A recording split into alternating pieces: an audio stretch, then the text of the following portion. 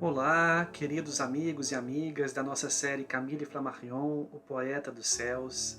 Sejam bem-vindos a mais um episódio, dessa vez o episódio de número 38 dessa nossa série, onde nós conversamos, refletimos e descrevemos a vida, a obra e as impressões pessoais de Camille Flammarion, esse grande astrônomo espírita francês que tanto contribuiu para a difusão do espiritualismo e do espiritismo. No episódio de hoje, nós vamos conversar um pouco sobre as impressões pessoais de Camille Flammarion a respeito de três grandes filósofos e três grandes poetas da França no século XIX. Essas séries biográficas, elas são interessantes porque elas nos permitem penetrar, nos aprofundar dentro da intimidade do pensamento desses grandes homens do passado.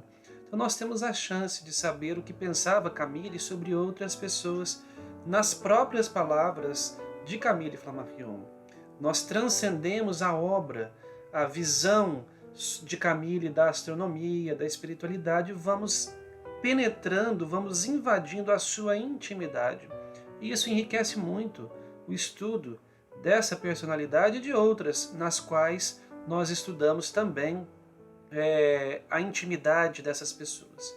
Então, nesse episódio de hoje, nós vamos então falar sobre Jean Reno, Lamartine e Victor Hugo. Como Camille se relacionava com essas três personagens, filósofos e poetas da França, e o que ele pensava de cada um deles. Então, em 1862, logo depois que Camille escreveu A Pluralidade dos Mundos Habitados, nessa época, ele tinha uma grande admiração por esse filósofo francês chamado Jean Reno. Ele morava próximo do Bosque de Boulogne, em Paris, que é um bosque ali que fica nas proximidades do Arco do Triunfo, atrás do Arco do Triunfo. Inclusive a própria Maratona de Paris atravessa o Bosque de Boulogne, e era onde morava então Jean Reno. Ele era um homem que vivia de maneira muito simples e muito modesta, era um homem calvo e tinha o seu olhar perdido no infinito, segundo as palavras de Camille Flammarion. E ele visitou Jean Reno na sua residência no ano de 1862 para presenteá-lo com o seu livro, A Pluralidade dos Mundos Habitados. Para todos nós que estamos mergulhando nessas reflexões de Camille Flammarion, vale a pena nós descrevermos um pouco quem foi Jean Reno, para nós entendermos essa admiração de Camille. Então, no ano de 1854, quando Camille ainda estava em Langres, fazendo a primeira comunhão, nem tinha mudado para Paris ainda, era um jovem no começo da sua adolescência, Jean Reno escreveu um livro muito interessante chamado Terra e Céu. Certamente esse foi o livro mais importante de Jean Reno, e nesse livro ele propõe o princípio da pré-existência do homem e da sua sobrevivência em outros astros. Então Jean Reno já dizia que a alma vivia antes de habitar esse corpo e que ela persistia vivendo em outros astros, em outros orbes, o que traz Jean Reno para muito próximo de Camille Flammarion, para muito próximo das ideias de Camille Flammarion.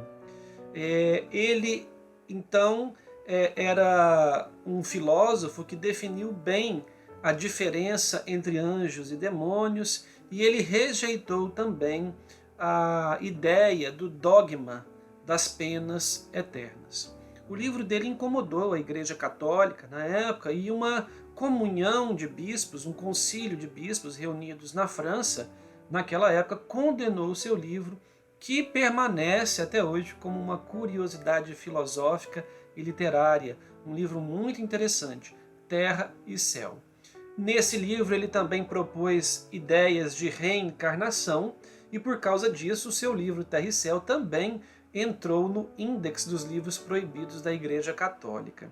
Essa obra, Terra e Céu, de Jean Reno, chamou a atenção inclusive de Allan Kardec, que acabou reconhecendo-o como um dos precursores das ideias espíritas. Então veja a importância desse filósofo na época em favor do espiritismo e do espiritualismo. Então Camille Flammarion vai até a sua casa presenteá-lo com o seu livro. Jean Renaud lê o livro e o adota como se fosse seu. Fica encantado também com o livro de Camille Flammarion e com as suas ideias. E Camille faz então uma observação muito íntima e pessoal sobre Jean Renaud. Ele foi além de minhas conclusões, admitindo não somente a pluralidade dos mundos habitados, como também a pluralidade das existências, a reencarnação e a pré-existência da alma. E aí Camille faz uma revelação, uma impressão pessoal sobre o fato de Jean Renaud acreditar na pré-existência, na sobrevivência e na reencarnação. Então Camille conjectura a seguinte reflexão: eu estava absolutamente certo e em acordo com a primeira parte desta dupla doutrina, mas eu não estava seguro sobre a segunda parte. E desejando crer nela também, eu buscava certezas iguais às que encontrei para a pluralidade dos mundos habitados. Mas, segundo Camille, ele não encontrava essas certezas absolutas, essas evidências para acreditar na sobrevivência da alma e das reencarnações de maneira científica para aquela época. Depois Camille escreverá outras coisas onde nós podemos ver que ele também acreditava nisso. Mas nesse momento é essa a informação, é essa reflexão que ele faz a respeito disso. Ele até cita um outro autor francês, André Pesani, ou André Pesani, que publicou um livro em 1865 pela editora Didier, que foi a editora que publicou os livros de Kardec e também alguns livros do próprio Camille Flammarion, o Messias Didier, que aparece inclusive no filme sobre a vida de Kardec. Então esse André Pesani publicou em 1865 um livro chamado A Pluralidade da Existência da Alma, entre parênteses, conforme a doutrina da pluralidade dos mundos. Veja como esse autor associa uma coisa a outra. A pluralidade dos mundos está intimamente ligada à pluralidade das existências e vice-versa, na visão desse autor e também na visão espírita. São dois princípios básicos do espiritismo, não é mesmo? Mas Camille diz que as conclusões de André Pesani também iam além das suas próprias conclusões. Elas iam em paralelo com as conclusões de Jean Renaud. Mas para a nossa época, essas conclusões ainda não eram baseadas em certezas científicas que a nossa própria época exigia. É o comentário de Camille Flammarion. Uma outra personalidade da literatura francesa e da poesia que impressionava muito Camille era o grande Lamartine, que morreu no ano de 1869, aos 79 anos. Mas Camille diz que o seu espiritualismo, o espiritualismo de Lamartine, era mais cristão do que o espiritualismo de Renaud. Lamartine via o homem na natureza, mas fora dela, como se o homem não fosse parte integrante da natureza, um membro a mais da natureza. Ele via a natureza para servir o homem, como se o homem fosse extra-natural. E para ele, Camille vai dizer que a natureza havia sido criada para agradar o homem. As estrelas teriam sido criadas para agradar aos homens. Seria uma espécie de antropomorfismo perpétuo. Era essa a visão que Camille tinha do espiritualismo de Lamartine. Já em Victor Hugo, Camille enxergava o contrário. O universo aparecia no próprio homem e se fundia nele, como as aves percorrem o espaço, estão presentes no espaço. Então, Victor Hugo tinha esse espiritualismo, essa espiritualidade muito mais conectada à natureza, como se o homem fizesse parte da natureza. E, naquela época, a França tinha o privilégio de ter esses dois grandes escritores, esses dois grandes poetas vivos e encarnados, Lamartine e Victor Hugo. Era impossível pensar em um sem pensar no outro, lembrar de um sem lembrar do outro. considerar a obra de um sem considerar a obra do outro. Mas o destino dos dois foram muito diferentes, né? Victor Hugo acabou sendo exilado e quando ele desencarna, ele recebe um funeral extremamente pomposo, com ares de heroísmo. O seu corpo passa no Arco do Triunfo, onde uma multidão vem recebê-lo para despedir do grande escritor, enquanto Lamartine morreu esquecido, morreu na absoluta miséria e no absoluto isolamento. Mas Camille Flammarion encontrava bastante Lamartine na casa de sua irmã. Então Lamartine frequentava a casa de sua irmã e lá Camille tinha a oportunidade de conversar e discutir ideias com Lamartine. Certa vez Camille, diante de um dos poemas de Lamartine, percebe a presença do planeta Vênus nas letras do poeta. E ele então encontra um equívoco astronômico. Lamartine havia dito no poema que Vênus nascia no horizonte e ascendia ao céu. E Camille diz que astronomicamente isso era um erro, que Vênus nunca nasce, ao contrário, ele se põe, ele desce no céu.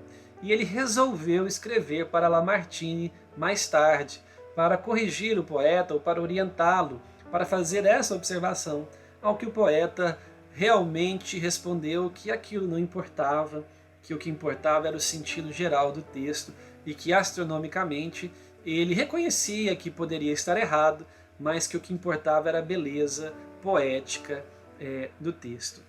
O próprio Camille Flammarion, então, se aventura a escrever poemas, textos, poesias, sonetos, crônicas e nos traz uma impressão sua muito pessoal sobre esse aspecto da cultura, da vida das pessoas.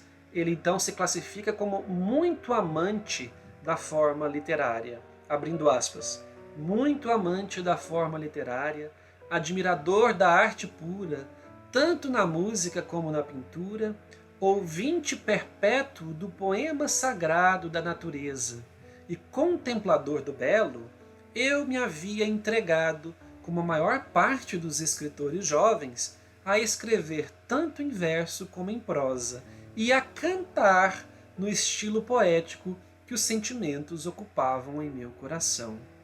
Ele até nos conta e nos revela que escreveu um poema chamado A Morte de Galileu, que foi lido nas reuniões trimestrais da Academia da Juventude, no ano de 1860. Para todos nós que acompanhamos essa série, vamos lembrar que Camille era presidente da Academia da Juventude de Paris e que a cada 3 meses eles faziam reuniões onde os parentes e os familiares podiam visitar a academia e ouvir, escutar as apresentações artísticas de seus membros, como discursos, declamações de poesia, pinturas, canto e etc. Então Camille lê esse poema, A Morte de Galileu, em 1860, na Academia da Juventude, um poema de sua autoria.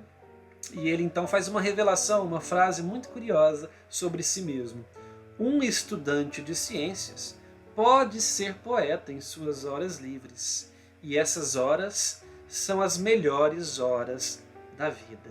Então veja que interessante, como ele era um amante da poesia, como ele encontrava felicidade, encontrava paz, encontrava realização nessas horas que ele se dedicava à arte da escrita, à arte da leitura e inclusive à arte da música. Dentre os poemas que ele escreveu, também se destaca por ele mesmo um soneto chamado Os Olhos de Minha Bela, Les Yeux de ma Belle. Era um poema que ele escreveu, um soneto, que ele faz questão também de declamar aos 4 ventos, aos 4 cantos. Um dia, quem sabe, nós trazemos esse poema, A Morte de Galileu, e o outro poema, Les Yeux de ma Belle, que Camille Flammarion escreveu. Abre aspas para Camille. Em geral, as poesias interessam bastante apenas aos seus próprios autores e muito pouco aos leitores, pois nelas se expressam sentimentos muito pessoais e, com certa frequência, simplesmente sensações íntimas. As minhas poesias, em particular, pareciam não interessar a ninguém. Era essa a impressão que ele tinha. E muitas vezes nós chegamos muito próximo dessa realidade. Ao lermos um poema, nós não compreendemos a emoção, a sensação que o poeta quis passar. E talvez aquele poema, aquela poesia não significa muito para nós que estamos lendo, mas tem um sentido todo especial, todo diferente, todo profundo para quem escreveu. Então tem uma verdade nessa reflexão de Camille Flammarion a respeito das poesias. Esses são os ligeiros pecados da juventude. Se sonha, se ama, se canta. Cada um se crê privilegiado. Esta é uma viagem através das nuvens. Veja que ao fazer as suas reflexões pessoais, o próprio Camille Flammarion, ele está fazendo poesia. Se sonha através das nuvens, viaja-se através das nuvens quando se vive a realidade da poesia, da literatura e dos poemas. Não à toa, ele era chamado poeta dos céus, e não à toa a nossa série também é chamada de O Poeta dos Céus, Camille Flammarion. Agradeço a atenção de vocês nesse episódio 38. Espero revê-los com muita alegria mais uma vez no episódio de número 39, muito em breve.